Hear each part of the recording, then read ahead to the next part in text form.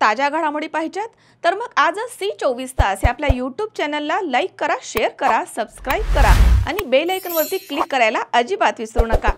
अहो ताई, तुम्हाला बोलले होते ना साईराम इलेक्ट्रॉनिक्स मध्ये एकदम धमाकेदार ऑफर चालू आहे। हो का? ते इथेच तर आहे। अरे मला तर खूप खरेदी करायची आहे। इथे फ्रीज, टीव्ही, इन्व्हर्टर बॅटरीज आणि वॉशिंग मशीन आणि आटा चक्की यावर आकर्षक बक्षिसे मिळतात। मी ऐकलंय इथे लकी ड्रॉ मध्ये इलेक्ट्रिक बाईक पण मिळते, हे खरं आहे का? हो ग, एकदम खरं आहे। इथे बक्षीस म्हणून 43 इंचेसचा स्मार्ट टीव्ही सुद्धा मिळतोय। खरं? आणि इथे तिसरे बक्षीस मध्ये फ्रीज सुद्धा मिळतंय। अरे वा, छानच की। आणि इथे चौथे बक्षीस वॉशिंग मशीन सुद्धा मिळते आणि गिरणीचे चक्कर मारायचा तर प्रश्नच संपला। बक्षीस म्हणून आटा चक्की सुद्धा मिळते। अगं पण ही ऑफर कधीपर्यंत आहे? ही ऑफर 30 नोव्हेंबर 2025 पर्यंत आहे आणि हा लकी ड्रॉ सोडत आहे 11 डिसेंबर 2025। तसेच सर्व प्रकारचे फायनान्स सुविधा पण उपलब्ध। आमची खरेदी तर झालीये, आता तुमच्या खरेदीचं काय? आताच भेट द्या साईराम इलेक्ट्रॉनिक अँड बॅटरीजला। पत्ता खरेदी विक्री संघ, व्यापार संकुल, नगर मनमाड रोड, राहुरी। जामखेड नगर परिषदेची रणधुमाळी सुरू झाली आहे। सभापती प्राध्यापक राम शिंदे यांनी गेल्या 2 दिवसांपासून इच्छुक उमेदवारांच्या मुलाखती घेतल्या आहेत आणि तो अहवाल भाजपच्या प्रदेश कार्यालयाकडे पाठवलाय। मुलाखतीसाठी इच्छुकांनी मोठं शक्ती प्रदर्शन केलं आहे, त्यामुळे 2 दिवसांपासून जामखेड शहर भाजपमय झाल्याचं बघायला मिळालंय। अनेक दिवस महाराष्ट्रातील स्थानिक स्वराज्य संस्थेच्या निवडणुका विविध कारणांनी प्रतीक्षेत होत्या। सर्वोच्च न्यायालयाच्या कोर्टाप्रमाणे स्थानिक स्वराज्य संस्थेच्या निवडणुका महाराष्ट्र निवडणूक आयोगाने करण्याचं घोषित केलं आणि पहिल्या टप्प्यामध्ये नगरपालिका आणि नगरपंचायतच्या निवडणुका होत आहेत। या पार्श्वभूमीवरती जामखेड नगरपालिकेची देखील निवडणूक आहे। निवडणुकीची फॉर्म भरण्याची प्रक्रिया कालपासून सुरू झालेली आहे। आज दुसरा दिवस आहे।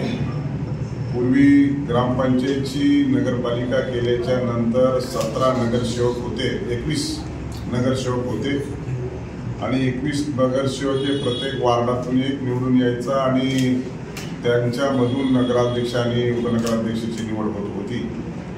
परंतु आता शासनाने कायद्यात आणि नियमात बदल केला आणि आता थेट जनतेमधून नगराध्यक्ष निवडणूक करण्याची प्रक्रिया सुरू झाली आणि त्यातच 3 नगरसेवक देखील वाढलेले आहेत। प्रभाग रचना आता या निवडणुकीमध्ये समोर आलेली आहे। 12 प्रभागामधून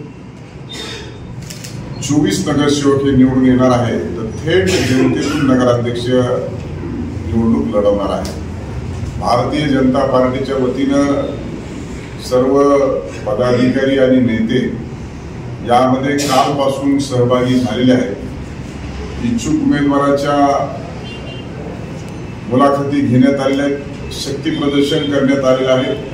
अतिशय उत्स्फूर्त आणि चांगला प्रतिसाद हा जामखेड शहर आणि उपनगरातून मिळाला आणि त्याने 12 प्रभागातून 114 उमेदवारांनी या मुलाखती दिलेल्या आहेत। आज मुलाखतीची प्रक्रिया संपलेली आहे।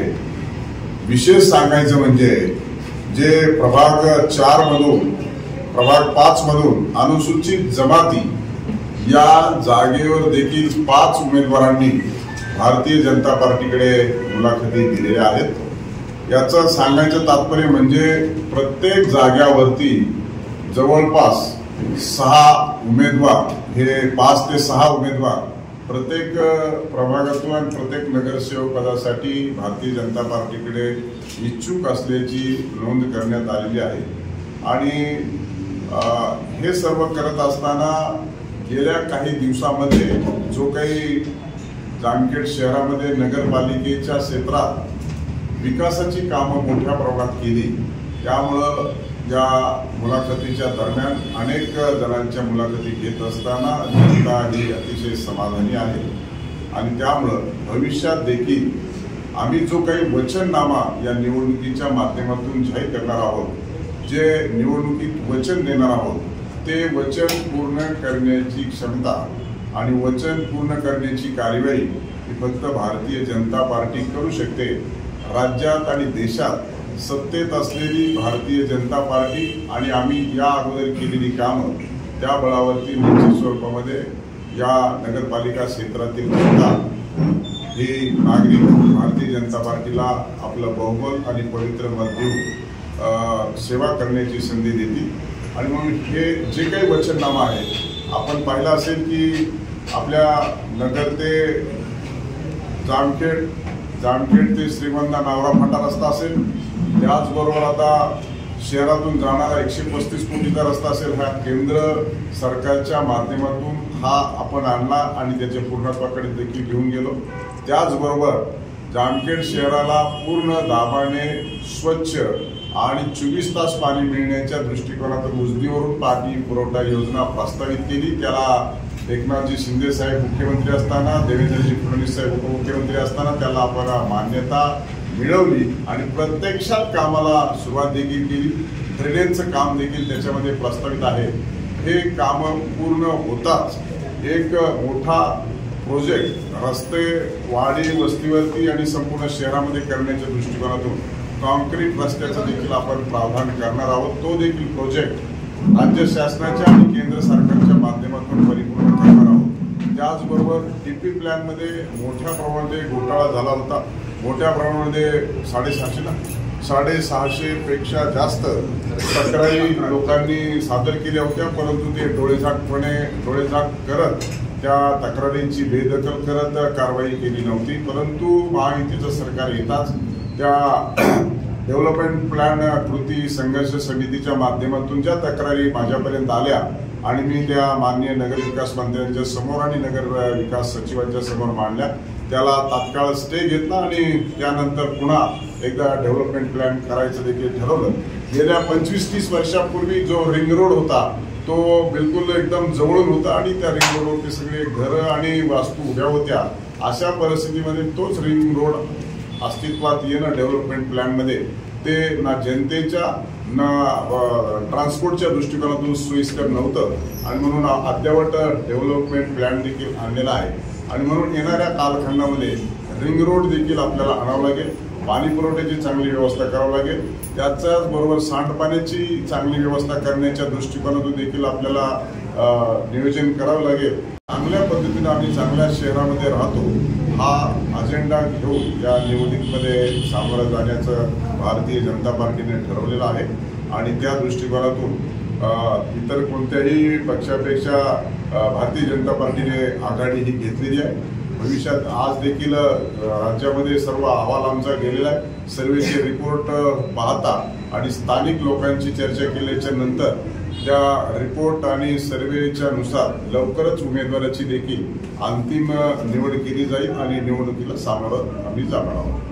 पार्टी पक्ष म्हणून आम्ही ही तयारी केलेली आहे। भारतीय जनता पार्टीकडे सगळ्या इच्छुक उमेदवारांनी मागणी केली, तथापि मी रात्रीच आमच्या महायुतीतील मित्र पक्षाशी संवाद साधलेला आहे आणि आज किंवा उद्यापर्यंत आम्ही त्यांच्याशी देखील चर्चा करणार आहोत। शेवटी राज्यात सरकार महायुतीचं आहे आणि मग भारतीय जनता पार्टी जरी हे जरी काम केलं असेल तर महायुतीच्या आमच्या मित्र पक्षांशी देखील चर्चा केली आहे आणि चर्चेअंती त्याच्यातून मागणी केली की गेल्या वेळेस जी नगरपालिकेच्या निवडणुकीमध्ये माझ्याकडून चूक झाली आणि जनतेच्या मनातील उमेदवार देण्यासाठी आम्ही कमी पडलो, सत्ता असून देखील आम्हाला विरोधात बसावं लागलं। तथापि मी या तालुक्याचा आणि या शहराचा मी आमदार आणि मंत्री आणि पालकमंत्री असताना हे शहर वंचित ठेवता कामा नये आणि म्हणून मी माझ्या विरोधात नगरसेवक जरी निवडून आले तरी त्यांना बरोबर घेतलं आणि आपण संपूर्ण शहरामध्ये विकासाच्या कामासंदर्भामध्ये मोठ्या प्रमाणात निधी उपलब्ध करून दिला। त्यामुळं आता माझ्या राईट असो, लेफ्ट असो, मागा असो, जवळचा असो, नातेवाईक असो, कोणी कोणाची शिफारस आणली तरी त्याचा या निवडणुकीत काही उपयोग होणार नाही। जो जनतेच्या मनात आहे, जो जनतेच्या ध्यानात आहे आणि जो निवडून येईल आणि निवडून आल्यानंतर देखील जनतेची सकारात्मक कामं करेल अशाच व्यक्तीला या निवडणुकीमध्ये देखील दिलं जाईल। अशोक वीर, C24 तास, Jamkhed. Saidham hospital test tube baby centre नमस्ते, मी डॉक्टर सोनाली माने, साईदाम हॉस्पिटल राहुरी, मंदत्व तज्ज्ञ व एम्ब्रॉलॉजिस्ट तज्ज्ञ. आपल्या इथे IVF-बद्दल अत्याधुनिक उपचार पद्धती उपलब्ध आहे. तर त्यामध्ये IVF, ICSI, embryo donation, egg freezing, sperm freezing तसेच सरोगसी माताबद्दल सल्ला पण आपल्या इथे दिला जातो. आपल्या इथे हमखास गुण येण्यासाठी प्रयत्न केले जातात. साईदाम हॉस्पिटल, लॅप्रोस्कोपिक सेंटर आणि टेस्टिबेबी सेंटर. कोर्ट एरिया, भाग्यश्री हॉटेलच्या पाठीमागे, राहुरी.